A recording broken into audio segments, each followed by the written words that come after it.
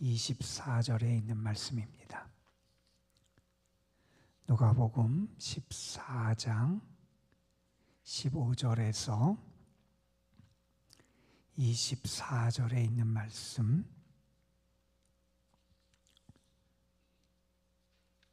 오늘 우리에게 주신 하나님의 말씀 우리 함께 한 목소리로 받들어 읽겠습니다. 함께 먹는 사람 중에 하나가 이 말을 듣고 이르되 무릇 하나님의 나라에서 떡을 먹는 자는 복되도다 하니, 이르시되 어떤 사람이 큰 잔치를 베풀고 많은 사람을 청하였더니 잔치할 시각에 그 청하였던 자들에게 종을 보내어 이르되 오소서 모든 것이 준비되었나이다 하매 다 일제하게 사양하여 한 사람은 이르되 나는 밭을 샀음에 아무래도 나가 보아야 하겠으니 청컨대 나를 양해하도록 하라 하고, 또 한 사람은 이르되 나는 소 5겨리를 샀음에 시험하러 가니 청컨대 나를 양해하도록 하라 하고, 또 한 사람은 이르되 나는 장가 들었으니 그러므로 가지 못하겠노라 하는지라. 종이 돌아와 주인에게 그대로 고하니, 이에 집주인이 노하여 그 종들에게 이르되 빨리 시내의 거리와 골목으로 나가서 가난한 자들과 몸 불편한 자들과 맹인들과 저는 자들을 데려오라 하는지라. 종이 이르되 주인이여 명하신 대로 하였으되 아직도 자리가 있나이다. 주인이 종에게 이르되 길과 산 울타리가로 나가서 사람을 강권하여 데려다가 내 집을 채우라. 내가 너희에게 말하노니 전에 청하였던 그 사람들은 하나도 내 잔치를 맛보지 못하리라 하였다 하시니라. 아멘.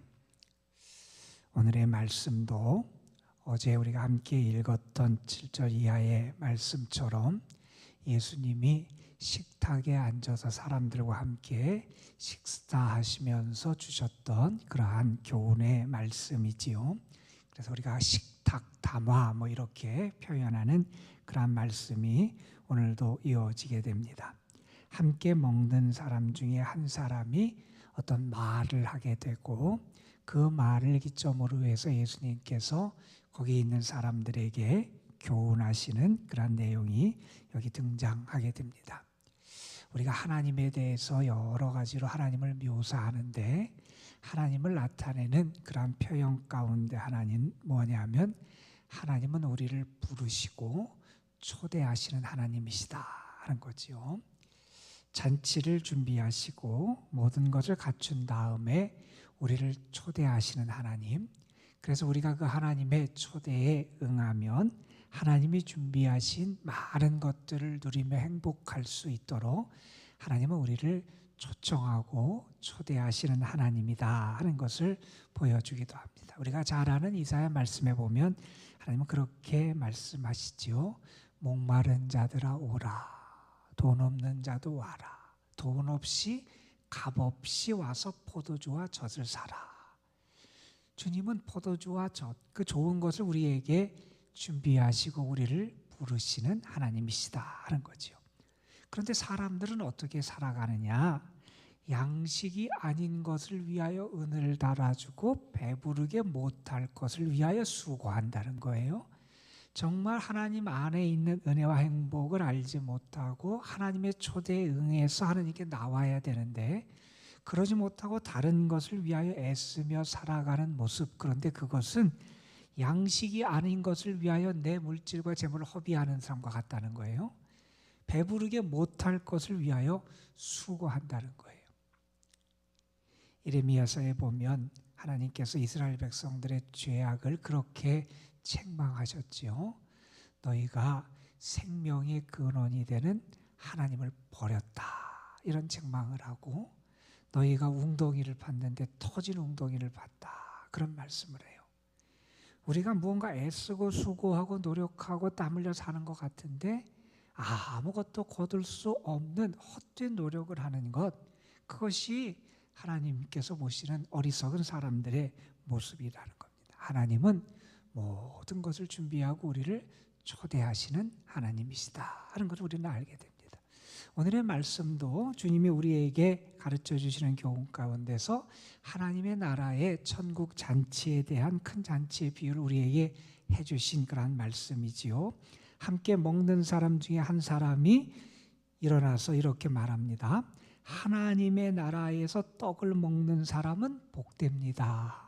하나님의 잔치에 참여하면 얼마나 복될까요? 참 행복하겠다. 이렇게 그 식탁에서 함께 식사하던 사람이 그런 이야기를 하게 될 때 예수님은 그 이야기를 들으시고 그 이야기에서 무언가 단초를 잡아서 사람들에게 잔치에 대한 비유를 여기서 하고 계시지요.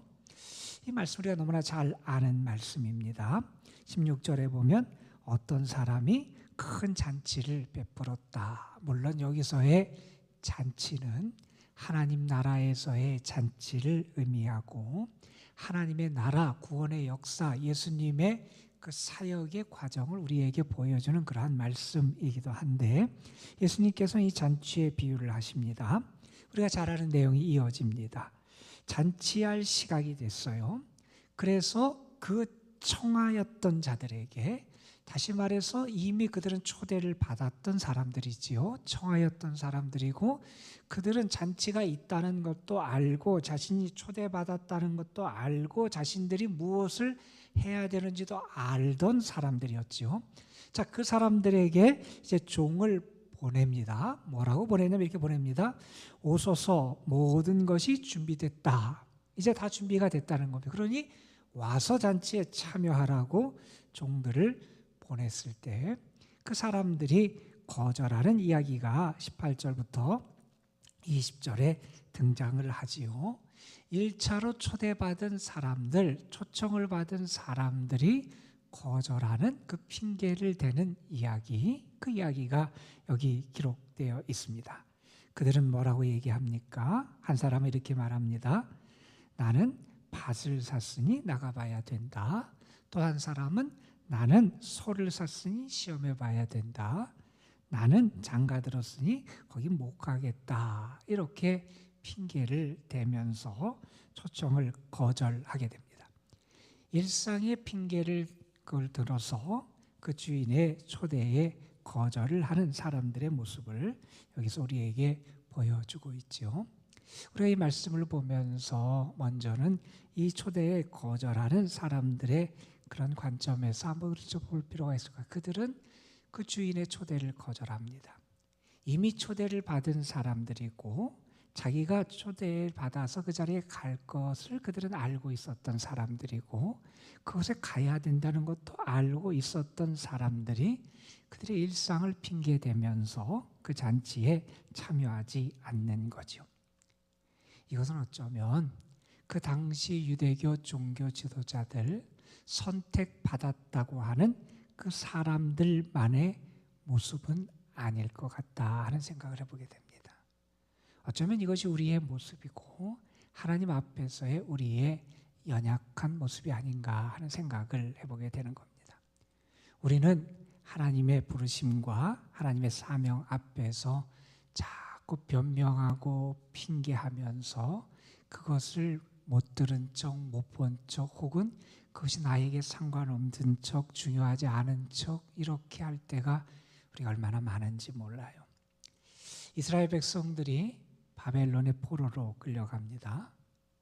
처음에 포로로 끌려갔던 사람들은 금방 고국으로 귀환할 줄 알았어요. 그런 기대를 갖고 살았지만 포로 생활이 점점 길어집니다. 그곳에서 세상을 떠나는 사람들도 있고 그곳에서 다음 세대가 태어나기도 합니다. 시간이 지나면서 처음에 포로로 끌려갔던 사람들은 귀환에 대한 그런 희망을 이제 자기 다음 세대들에게 넘겨줘야 했지요. 그러다가 하나님의 은혜 가운데 파사 페르시아의 고레스 왕에 의해서 바벨론이 정복을 당하고 포로로 잡혔던 사람들이 고국으로 돌아갈 수 있게 됩니다.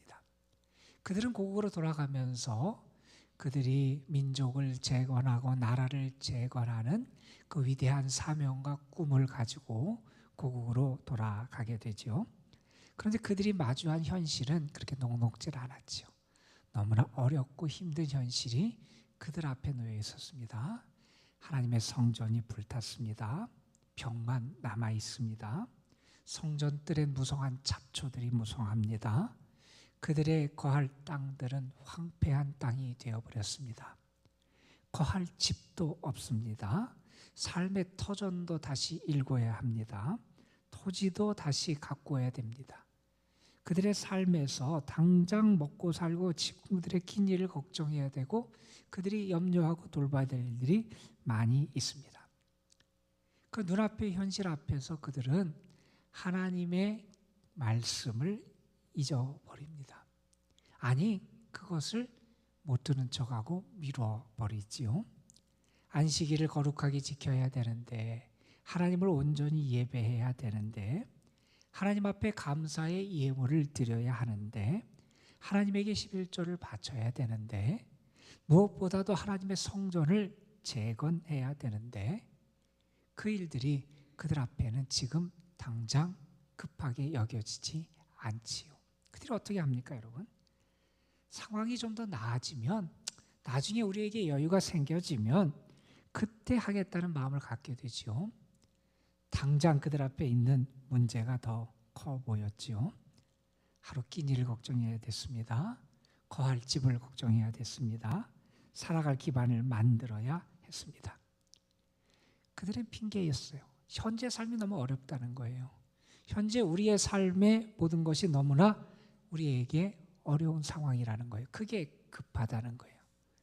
그래서 그 사명을 감당하지 못하겠다는 거예요.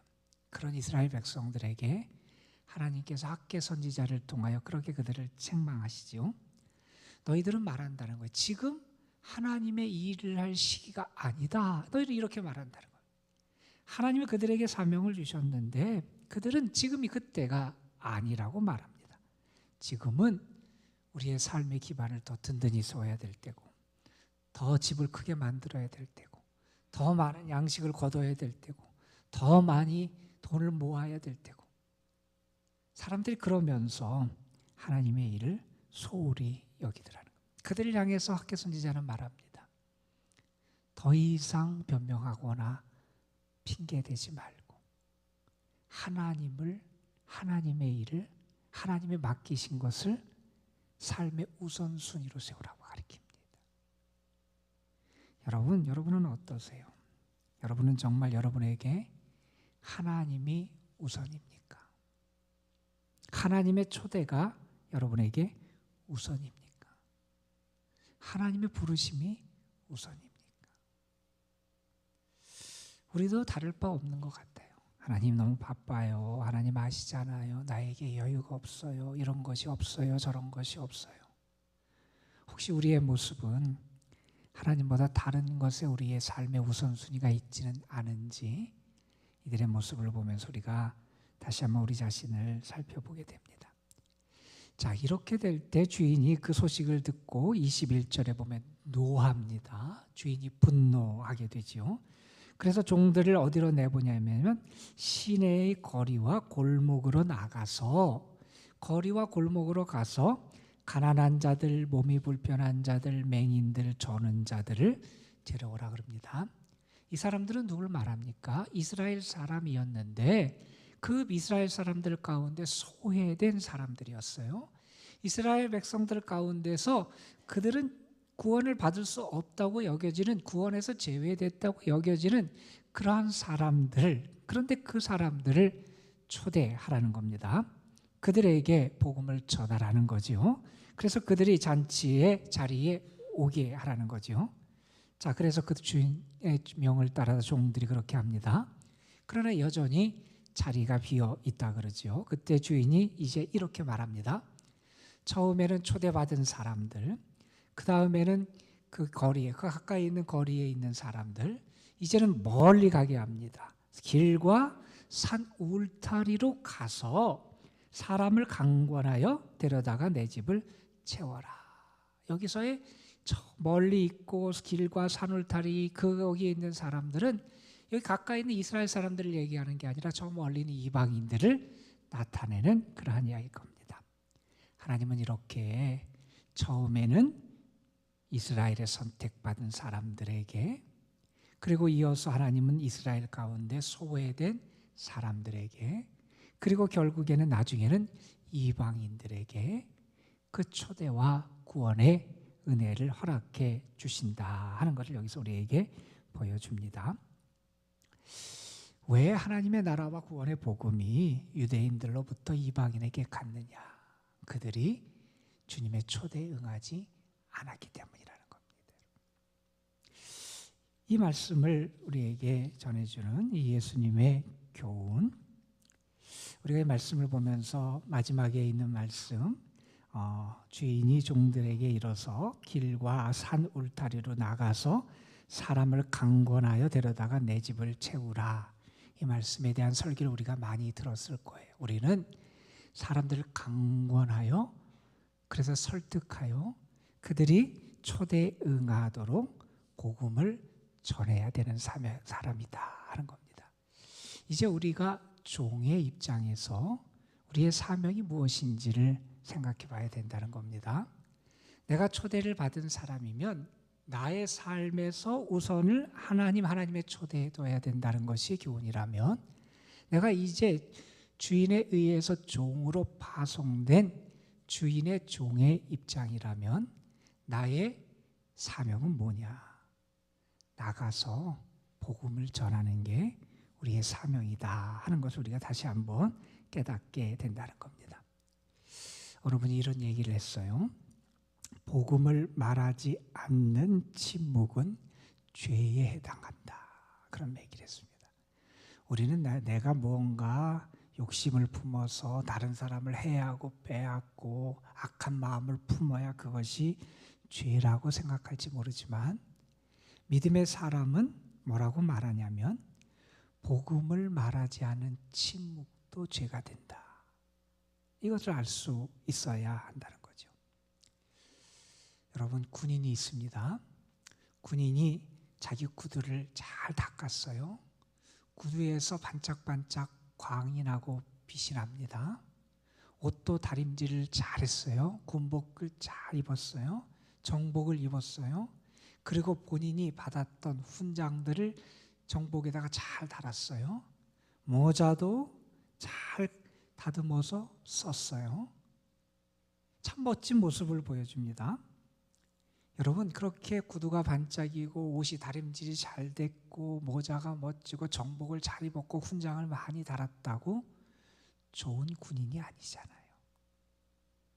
좋은 군인은 그의 사명을 다할 수 있는 게 좋은 군인이잖아요. 그가 맡은 바 일을 감당하고 그가 나라를 위하여 부름받았을 때 생명을 걸고 최선을 다하여 그의 자리를 지키며 사명을 감당하는 것, 그것이 좋은 군인의 모습이다 하는 걸 너무나 잘 압니다. 우리에게도 사명이 있다는 겁니다. 나가서 구원의 복음을 전하는 것. 어느 분은 매일 아침에 이런 기도를 한대요. 여러분은 이런 기도를 해보셨는지 모르겠어요. 그분은 이런 기도를 매일 한다 그럽니다. 하나님, 오늘도 한 영혼을 하나님께로 초청해 주십시오. 이렇게 기도를 한답니다. 이 말은 뭐냐면 내가 오늘 하나님이 초대하시는 한 영혼을 만나게 해달라는 거예요. 오늘도 하나님이 한 영혼, 내가 만나는 그 사람 가운데서 한 영혼을 하나님이 정말 초대해 주셔서 하나님의 은혜를 받고 구원을 받을 수 있도록 그렇게 하나님 역사해 달라는 거예요. 그러니까 나는 하나님께 부름받아서 사람들을 그렇게 초대하는 그 사명을 감당하겠다는 겁니다. 그런 사명을 가지며 살아가는 사람, 그것이 주인의 사명을 받고 파송받은 그런 종에 마땅한 모습이다 하는 거죠. 바울이 그런 얘기를 했지요. 나는 헬라인이나 야만인이나 지혜 있는 자나 어리석은 자 모든 사람에게 다 빚진 자다. 빚진 자다. 예수님을 따라 살아가는 사람, 어떤 사람이냐? 주님이 부르실 때 내가 아멘 할 수 있어야죠. 우리의 삶의 우선순위 주님께, 주님의 부르심에 둘 수 있어야 되죠. 그리고 주님의 길을 따라가는 사람, 나가서 그 주님의 길을 생명을 전할 수 있는 사람이어야 되죠. 저는 오늘 여러분의 삶을 통해서 예수님을 알게 하는 그러한 역사가 여러분의 삶에서 좀 나타났으면 좋겠습니다. 다른 것을 전하고 다른 것을 증거하는 데서는 우리가 열심을 내는데 과연 나를 통하여 주님을 알게 하고 주의 생명을 알게 하는 일에 우리가 최선의 삶을 다하여 살아가는지 우리의 모습을 돌아볼 수 있는 여러분이 되셨으면 좋겠고, 오늘 하루의 삶이 정말 주님께서 여러분에게 기대하시는 것을 하나하나 행하며 살아갈 수 있는 그런 복된 삶이 되시기를 주님의 이름으로 축복합니다. 기도하시겠습니다. 감사원금 박재석 권영미 권사, 박요한 박재현 청년 하나님 앞에 드렸습니다. 아버지 하나님, 우리가 잘 아는 예수님께서 식탁의 자리에서 교훈하셨던 큰 잔치의 비유의 말씀을 오늘 우리가 함께 묵상했습니다.